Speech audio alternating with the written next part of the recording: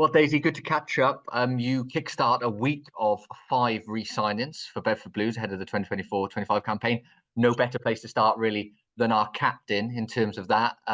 Be something that you continue next season. A fifth, I think, permanent campaign for you here. I guess status quo for you next season, just try and continually improve. Yeah, I think it's the obvious thing to just keep trucking, isn't it? I don't think we can. I nowhere near the finished article. Obviously, I know I've played a few games in the for the club and the league, but yeah, I think we've just got to keep trying to improve, and I'm really excited to start that first day of pre-season. One thing that I think the fans will admire, and certainly I have reading your quotes in the press release, is that very keen to talk about we need to improve to get to that top 3. We've had 2 fourth place finishes, and probably if I offered you a fourth place finish now, you'd probably snap my hand off for it. In terms of that progression, how do we make that small margin gain to get into that top 3? You've hinted at wanting to target it. How do we get there? Yeah, I mean, yeah, I wouldn't say I'm, over the moon to finish fourth. I think as a club, yeah, it's good because of our part-time, what we are as a club. We're not full time like some of the others, the top teams in this league. But yeah, I think as a squad, we should probably be really pushing into that top 3, even top 2 sometimes. I think we let some easy games slip last year. I know, there's a couple that went our way, but there was definitely some which were in our control and we let go. So yeah, I think the name of the game for me is to finish as hard as we can, and I genuinely believe that with the team and the players we have, yeah, we should really be pushing into that top 3. Is it as simple as small margins are going to make the difference? Because as you talk about, Hartbury, we conceded in the last second to lose the game. Pirates didn't show our best selves at Goldenton Road. That's 8 points there instantly. That puts us level with Cov in third. If you just look at those 2 games, there'll be others that we scrutinise as well. Is it just those small margins that we've got to improve on a little bit? Yeah, no, I think definitely in this league, you know, eight, 9 times out of 10, it's just mindset going into these games.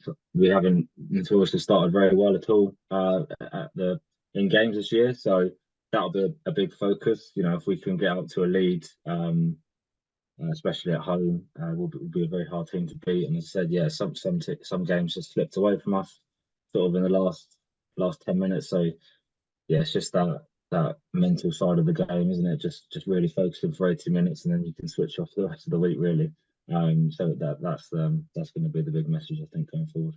We don't want to spoil it too much for supporters. Actually, we don't know fully all the re-signings and new signings anyway. There's still work to be done, but you are the first player to be announced. Obviously, there'll be further news this week. Continuity has been a theme in recent years. It's going to continue, probably not as much as your previous campaigns. How important is that going to be that we add those little extra gems to the team, as well as keeping players that you've just eclipsed 200 championship appearances? There'll be players in similar circumstances. We've got that kind of perfect blend maybe next season.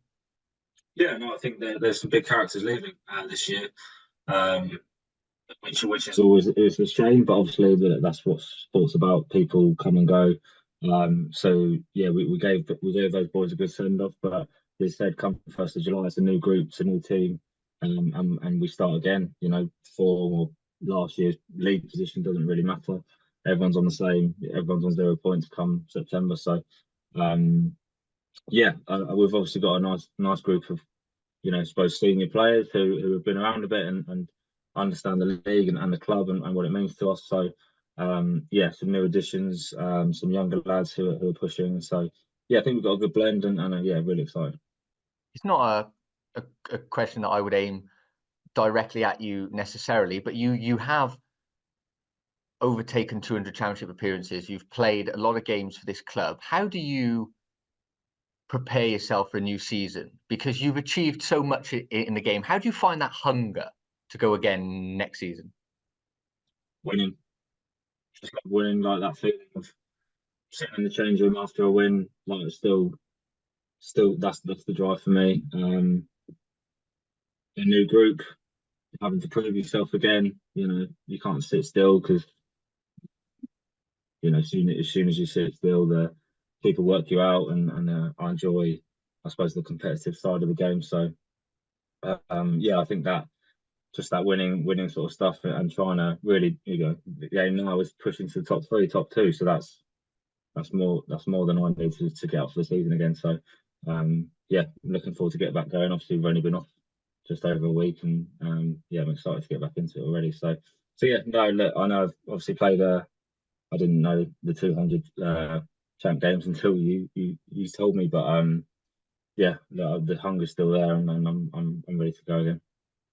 One of those things that probably helps with that is, and I know you'll speak about it very confidently as captain last season, we're obviously very proud to have hit 3,000 average attendance at home matches for the first time in club history. It's an incredible achievement. I think 3,042 is the official number. That's helped by having a New Year's Day game, by having Leicester Tigers and these sort of boys come into town.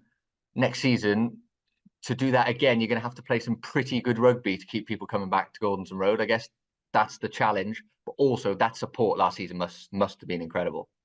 Yeah, no, it was as players, as staff, as a whole club, we spoke about it a lot. How I think we're the envy of the league in terms of our supporter base, in terms of the brand of rugby we play.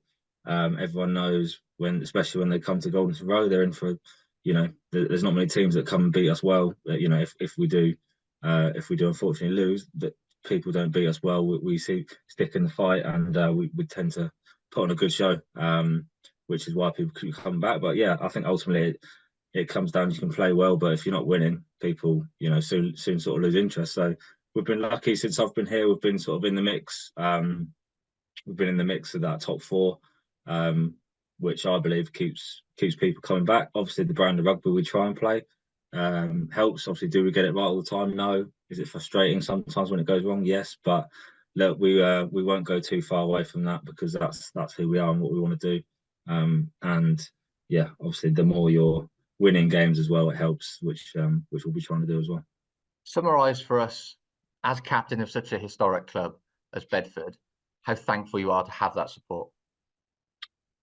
Huge. I mean, there's a lot of cliches, but honestly, it makes the difference. It makes you want to, I still get those tingling feelings driving into the ground on match day, just knowing the support. And obviously, when we get on a roll and the crowd gets on a roll, there's honestly no better place to play in the league. So yeah, it means the world to me. It means the world to the boys. And yeah, when we run out, I know everyone. I know everyone in the squad feels the same. That it's a special place to play, and yeah, special place for me.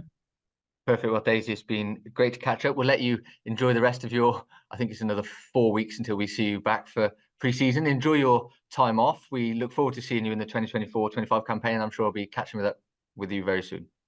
Thank you, Brian.